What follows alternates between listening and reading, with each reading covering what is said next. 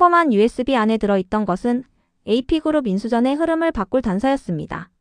그 안에는 영신재지와 보양건설 사이에 오간 비공식 메모가 정리돼 있었고 맘대로 집을 현금 흐름이 약한 회사로 보이게 만들려는 표현이 여러 곳에 보였습니다. 파일 이름은 단순했습니다. RISKNOTV3. 처음 그 파일을 본 이지혁은 한 가지를 분명히 알게 됐습니다. 우리가 허술해서가 아니라 누군가 의도적으로 빈약해 보이게 만들었구나. 이지혁은 서두르지 않기로 했습니다. 억측으로 사람을 의심하면 우정도 1도 망가집니다. 그래서 지은호에게 USB를 함께 보자고 했습니다. 지은호는 차분하게 파일을 살펴봤습니다. 문장보 쓰는 습관이 중간에 바뀌고 숫자 표기 방식이 부분마다 달랐습니다. 지은호는 말했습니다. 선배, 이 문서는 최소 2사람이 만들었어요. 회계 쪽과 홍보 쪽에 손길이 같이 묻어 있어요. 그날 밤 이지혁은 집으로 돌아가 아버지 이상철에게 조심스레 말을 꺼냈습니다. 아버지, 산이 더 커졌습니다. 이상철은 말이 짧았습니다. 크면 큰 대로 넘어. 투박한 말이었지만 이지혁은 그 말에서 등을 떠미는 힘을 느꼈습니다. 어머니 김다정은 말없이 따뜻한 국을 내주었고 할머니 조옥래는 손에 힘을 더 줘라라고 했습니다. 가족의 짧은 말들이 마음을 붙잡아 주었습니다. 다음날 새벽 이지혁은 박성재를 만났습니다. 성재야, 너를 의심하진 않겠다. 다만 내 주변에서 나온 풍문이 큰 파장을 만든 건 사실이다. 막아줄 수 있겠니? 박성재는 곧장 고개를 끄덕였습니다. 맞겠다. 우리 쪽에서 불필요한 소문이 돌았다면 내가 정리하겠다. 동생 이지환도 힘을 보탰습니다. 이지환은 요즘 박영라의 운전기사 겸 보디가드로 일하고 있었고 조심스럽게 얻은 메모를 형에게 전했습니다. 메모에는 이런 문장들이 적혀 있었습니다. 맘대로 집 고객 유지율 과장, 현금 창출력 불확실, 브릿지 자금 미확약.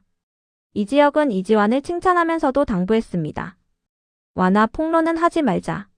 제도 안에서 해결하자. 이지환은 웃으면서 대답했습니다. 형답니다.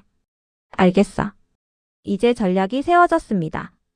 AP그룹에 정식으로 이해 의견서를 내고 맘대로 집의 강점을 수치로 보여주는 길입니다. 지은호는 일상유지 리모델링 모델을 표와 사례로 정리했습니다. 어머니 김다정의 한마디가 방향을 잡아주었습니다. 사람들은 소음이나 먼지보다 공사기간에 내 생활이 무너지는 것을 제일 두려워한다. 그래서 발표 자료의 첫 문장을 이렇게 바꿨습니다. 우리는 집을 바꾸는 동안 그 집의 아침과 밤을 지켜드립니다. 박성재는 자금 계획을 다시 짰습니다. 담보 중심이던 보증안을 고객 유지율과 재구매율에 연동되는 성과 기반 보증안으로 바꾸었습니다. 아버지도 이건 이해하실 거야. 사람이 만든 숫자로 설명하는 방식이니까. 박진석은 처음엔 표정이 굳었지만 잠시 후 미소를 보였습니다. 내가 책임지겠다고 했으니 나는 길을 열겠다. 변수도 있었습니다. 고성희는 계산이 빠른 사람입니다. 영신재지 홍보라인과 만났고 금융권의 맘대로 집 내부 갈등서를 흘리려 했습니다. 그때 박영라가 단호하게 말했습니다. 엄마, 우리를 위해서라는 건 알아요. 그런데 그 방식은 아니에요. 누구를 거짓으로 무너뜨리는 건 우리 손을 더럽히는 일이에요. 짧은 침묵 뒤 고성희는 말을 아꼈습니다. 그 선은 분명하게 그어졌습니다. 발표날 회의실은 조용했습니다. 사회자는 한 장의 문서를 들고 말했습니다. 사전 제출 자료와 함께 이해 의견서 및 보완 설명서를 추가 검토했습니다.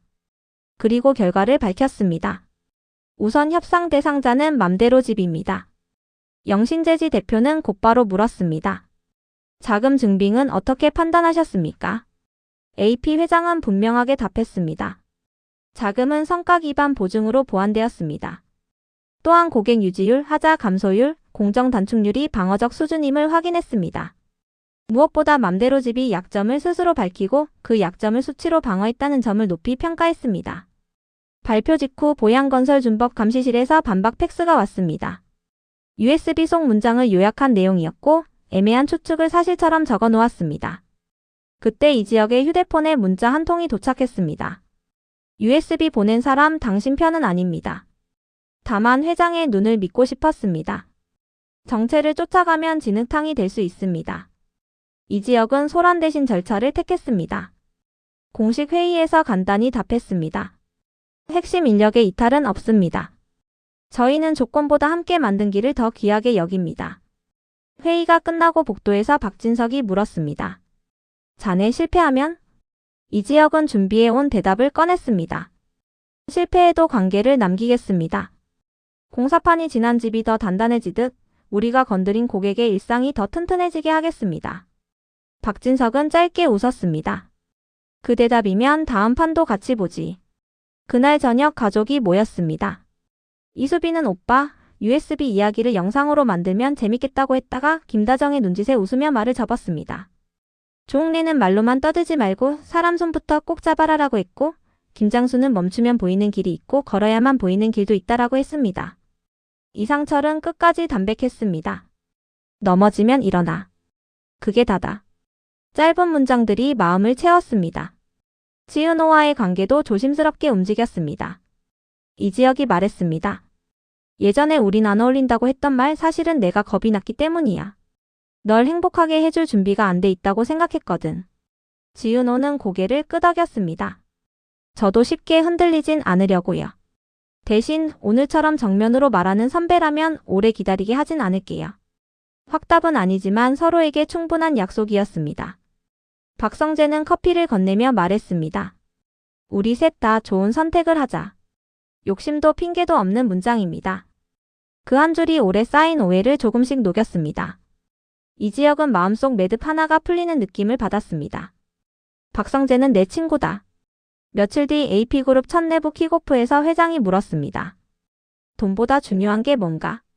잠시 후 스스로 답을 덧붙였습니다. 사람이다. 그 사람의 시간을 함께 쓰는 능력이다. 고객의 하루를 무너뜨리지 않고 바꾸는 힘. 우리는 그걸 사려고 이 회사를 파는 것이다. 이지혁은 아버지 이상철을 떠올렸습니다. 위기밤의 계단을 먼저 올라온 사람, 말은 거칠어도 끝까지 등을 떠밀어준 사람. 그 덕분에 오늘의 결심이 가능했습니다. 마지막 숙제는 하나 남았습니다. RISKNOTV3의 출처입니다. 고성이라고 단정할 수도 영신재지만의 작품이라고 말할 수도 없습니다. 다만 박영라의 말이 오래 남았습니다. 우리 집안 때문에 누가 다치는 건 싫어요. 그 말은 선을 그었습니다. 그 선은 생각보다 단단했습니다. 이제 맘대로 집은 다음 장을 시작합니다. 일상유지 리모델링 서비스 매뉴얼을 전국으로 넓히는 1. 하자. 30% 추가 감소를 실제 수치로 만드는 1. 그리고 고객의 밤을 지키는 사람들의 노동 가치를 제대로 책정하는 일입니다. 화려한 폭로보다 덜 눈에 띄지만 오래 가는 길입니다. 끝으로 한 문장을 남깁니다. 평범한 USB가 판을 흔들었고 흔들린 판을 다시 깐 것은 사람의 손이었습니다. 숫자가 길을 못 열 때가 있습니다. 그럴 땐 사람이 길을 엽니다. 그리고 그 손을 내밀 줄 아는 사람들이 결국 이깁니다.